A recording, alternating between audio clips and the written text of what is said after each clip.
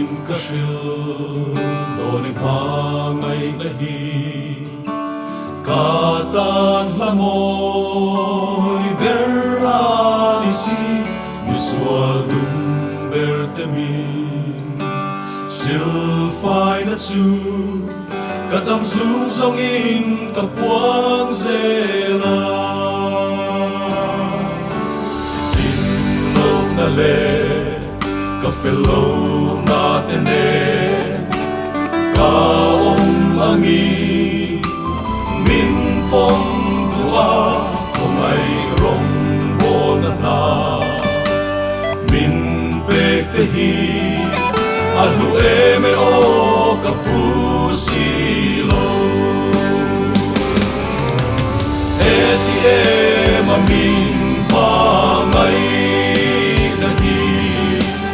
lalpa varo puye helia levantem tempoi zain kafak zelang ze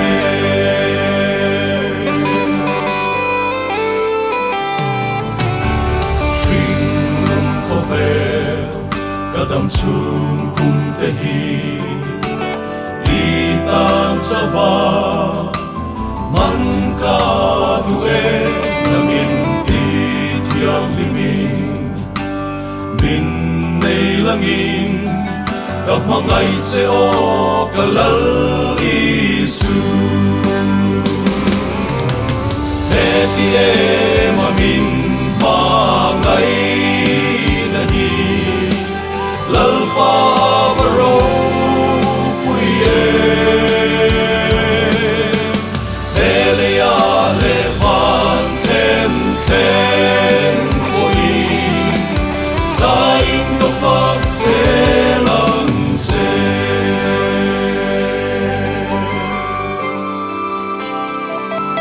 Olal pakia ikut suap til siam ting re Don sangin ma Di in kalau katri Santiang siang So zai le tung ko puiri I til di te O ruat sa valang ne Len tu puile Tuk rampuleng fan zangin Sirva zai mon Ten sang ting tin oye Qua chuan la Tang sang tin reng a trangin Dam ten luang e Lui le thi phim muang te Chu tin phật sẽ